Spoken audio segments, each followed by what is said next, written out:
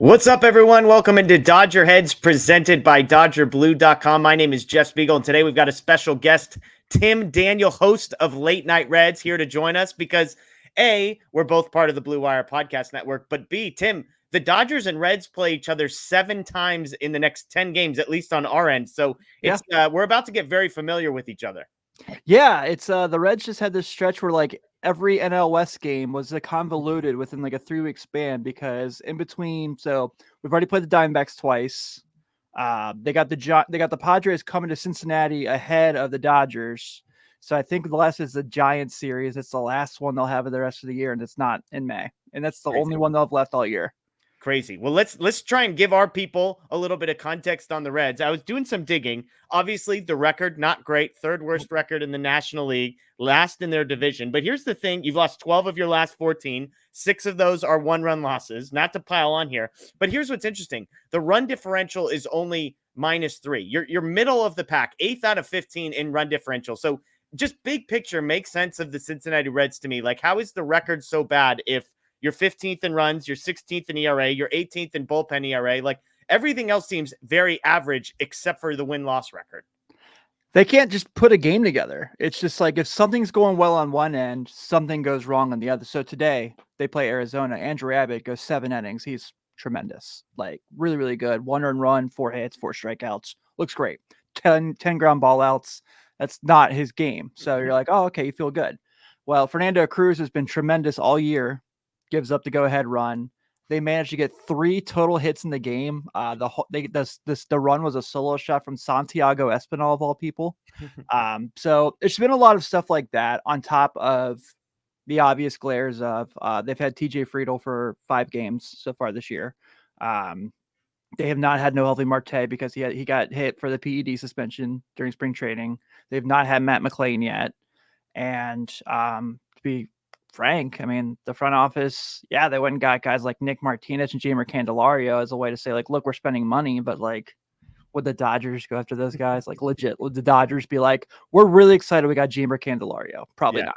Probably not. Probably not, if we're being honest. And that was fun. You had me on your show. We got to talk a little bit about it's a very different context, but one of the guys we did get to dig into a little bit is Elly De La Cruz. Yeah. Dodgers fans are very familiar because, like I said on your show, he seems to hit 550-foot home runs every time he faces the Dodgers. He's been awesome this year. He continues to be awesome. I imagine in a season in which everything else seems to be not panning out, at least you can go to bed at night and say, hey, at least Elly De La Cruz is on our team for the next 7 years. 1,000%. Him and Hunter Green's been tremendous too. So finally, the 2 guys that we've been waiting the most out of have really been the guys who've been the most exciting to watch. Green pitched last night in Arizona and was awesome. Yeah. And he's always good at Chavez Ravine as well for some reason. Every time Green goes there, he does really well. So going back to Elly, you definitely get those young baseball player stretches, right? Those 0 for 20s with 7 strikeouts and 2 or 3 errors in the field. But then you get those hit 315 over his last 12 games with 4 home runs and 12 stolen bases and makes insane jumping plays in the infield. It's a blast, man, because in my lifetime, the best Red's always been Joey Votto. We got Ken Griffey Jr. when I was a teenager, but obviously the injuries, he can never stay on the field, and he's my idol. Like, talking bad about Ken Griffey Jr. is not allowed in my household. But having someone that's like this electric and this exciting is pretty awesome. Like Ben, my co-host, compares a lot to Eric Davis. I was too young for prime Eric Davis. You guys probably got better Eric Davis than I did in my lifetime. And that's not a fault on him. It's just his body fell apart. But Elly's kind of just that, like, the joke we always make is he's projected as a 5-tool player. If he's just hits 4 of those 5 tools as he matures, he's probably the best player in baseball. Yeah. He's crazy.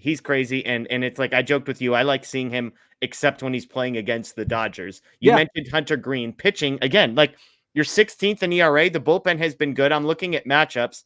Nick Lodolo, who has been awesome, 11 strikeouts per 9, a whip under 1, was supposed to start the first game and yet go up against Glass. Now is going to be this battle of aces, and now he's on the injured list. It doesn't sound super serious, but fortunately, I guess for the Dodgers, they're going to miss the guy that, I don't know, has he been your best pitcher this year, do you think?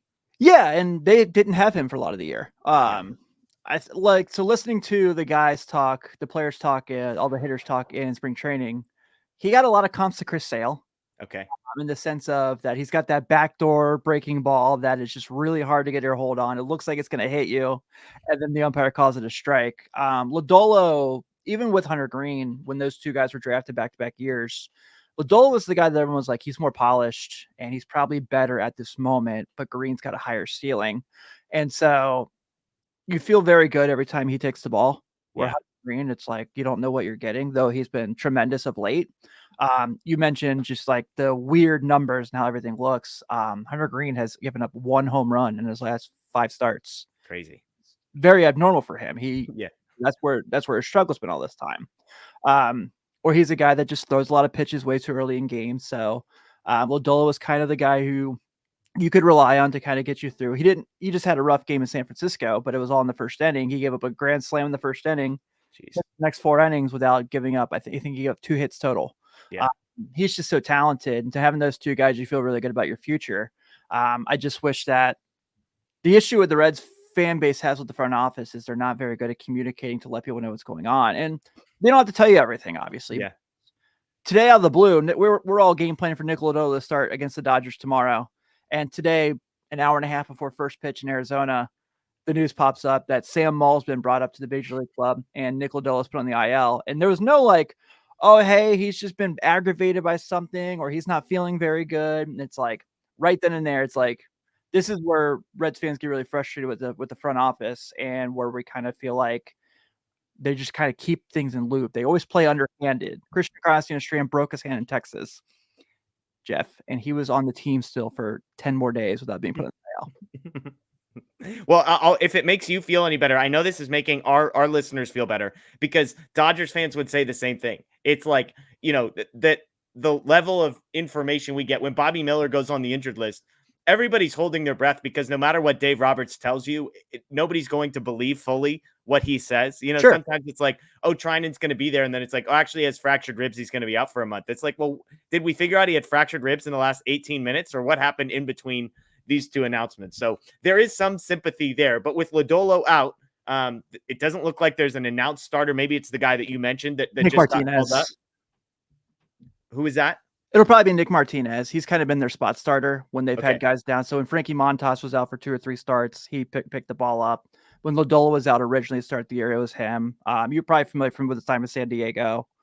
Has that weird wonky like rock back and forth delivery. Yeah. He's been tremendous as a reliever, man, but as a starter, it's just something's not clicking. So yeah, I don't feel if you're betting on the game tomorrow, I'd probably take the Dodgers. Fair enough. Can I say betting on a Dodgers show? Is that too soon?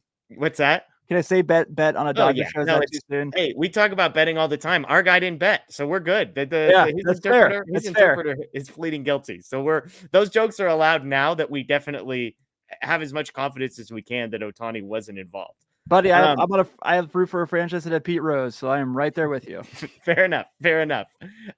Beyond game 1, Frankie Montas, former Dodger, Ashcraft in game 3, and then Hunter Green in game 4. It's going to be a bunch of good matchups. Glass now obviously pitching for the Dodgers, then Paxton, Buehler, and Yamamoto. So Yamamoto versus Green on Sunday in that day game spot. It's going to be awesome. It's going to be an awesome sort of end. So just give me we mentioned the Reds, they've lost 12 of the 14 coming in. It hasn't been a great stretch. I imagine coming to play the Dodgers is not like the team you necessarily want to see in the middle of that stretch. Your best pitcher is supposed to be going in game 1. He gets hurt. So now you've got a spot starter that's being called in. What's the sort of the confidence level? Is this like man, I hope we win one of these games? Like where are you at? Yeah, it is really like, I hope you win one of these games. And it's not just it's the Dodgers. It's not even just kind of, it's that there's so many guys on the Major League roster right now who should not be getting as many Major League at-bats as they are getting. And part of that's injury, and part of that's just the front office didn't do their due diligence. I mean, today I'm watching Randall Grichuk in right field, and I'm like, man, he would have been great in Cincinnati as a right-handed outfielder. What they really need. And their response was like, well, we're putting Spencer Steer in the outfield. Love Spencer Steer as a hitter, but like, not a left fielder. So when you go into a series like this against the Dodgers, where I compare to the Reds to like, if all these young guys, I feel like the Dodgers are like the matured version of the Reds with all these young guys. Like these are all the guys that are really talented, right? The Mookies, the Otanis, the Freddie Freemans. Like that's what you want the Reds to be. And that's what you feel like they can be as far as like their talent level, but they're still so young in their career and don't have enough support around them as far as good players goes. So you go into a series like this and you're like, man, like 4 games in Chavez Ravine, you want one. And you do feel good that, like you said, Ellie De La Cruz has gotten up for the Dodgers and Angels. For some reason, he loves playing LA teams. And you feel good that Hunter Green loves pitching in Los Angeles. He's a California kid. Yeah. So, he gets the ball there. He's pretty excited. And he's like, he always talks about like how special it is to pitch there because he's such a huge Jackie Robinson fan and like idolizes Jackie Robinson.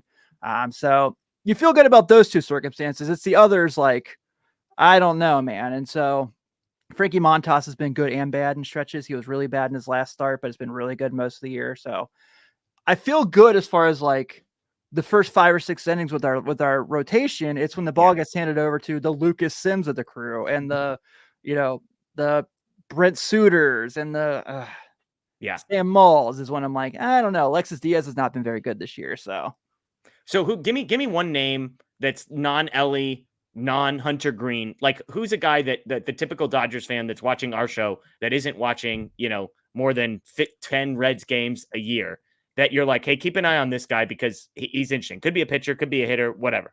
Spencer Steer. Okay. He's tremendous. They got him in the Tyler Mahle trade in 2022 at the trade deadline. And the Reds look like they got away with robbery on that deal. He's just kind of, I mentioned, so he's like played the infield forever. And then this year with all the infielders they thought they were going to have, they moved into left field this year, just kind of get his bat in the lineup. He's just this guy that, there's that corny term professional hitter. Like he's that guy, right? Like 800 OPS, hits all over the field, decent speed, but he's, has all the upsides. I kind of compare him to, funny enough, being on here, I compared to like when Max Muncy was unbelievable. Like he has that upside where he could be like that good. And I think he will be. And him and Ellie have really carried the offense through all the ups and downs they've had. Well, hey, he's I'm a University of Oregon graduate, so Spencer Steer, a University of Oregon alum. So we all root for those guys wherever they go. So that's good to hear that things are panning out for him.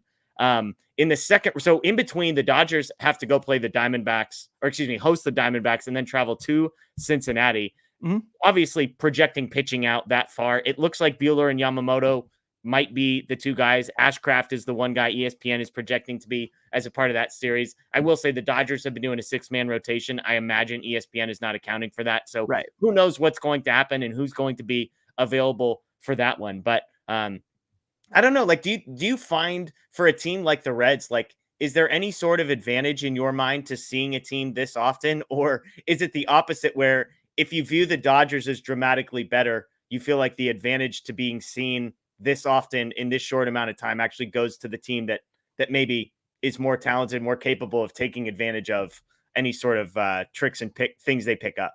Well, Mookie Betts and Shohei Ohtani are going to be hitting for 3 days in Great American Ballpark. So that certainly is not something that makes you feel very comfortable when they come to town. What's really funny is when you were on my show on Sunday, I mentioned that the coming out party for all these young Reds players was the Dodger series last year. Yeah. It was Ellie De La Cruz's debut. It was Matt McLain's walk-off hit. It was Will Benson's walk-off home run. And I think we just are all just like begging to have that feeling again. And that's kind of where we're kind of sitting at. So in a situation like this, like coming out of April, I thought the Reds were going to be fine. I mean, they had a really good month. They beat good teams. And May has just been a disaster. And we thought May was going to be a disaster because of the Dodgers and the Giants and the Padres.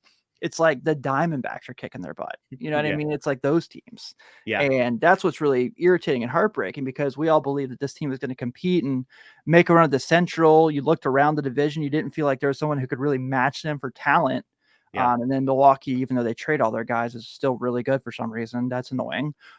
So when it comes to like the Dodgers coming to town, not to move around your question, you probably feel better if you're the Dodgers because 1 through 9, you're probably matched up better, and you're in a ballpark that the ball flies very, very easily if you get contact on it. Mookie Betts has had his fair share of highlights in Great American Ballpark already in the 3 or 4 years he's been with the Dodgers. So, Yeah, I think if you're the Reds, you're just like, you hope you're competitive and you hope the front office is like watching the Dodgers, like, how can we get to this level? How can we do something? But they don't think that way. Yeah. Yeah. I mean, because part of it is obviously they're never going to spend at the level the Dodgers are spending. Right. But I think, the beauty of what the Dodgers have done that I think could give teams like the Reds hope is lost in all of the money that the Dodgers spend is the fact that they win trades. They draft and develop talent. I mean, we were joking on your show. You were like, "Hey, do you remember when the Dodgers and Reds made this random trade?" And I was The like, Homer Bailey trade. the Yeah. Homer Bailey trade. And then I looked it up and I was like, "Oh wait, this is the trade that also brought Jeter Downs, who was traded for Mookie Betts, and Yeah. Josiah Gray, who was traded for Trey Turner and Max Scherzer." And so it's like the Dodgers were able to make that trade. They developed Josiah Gray and Jeter Downs into better prospects than they were at the time of the trade, and then they sent them out.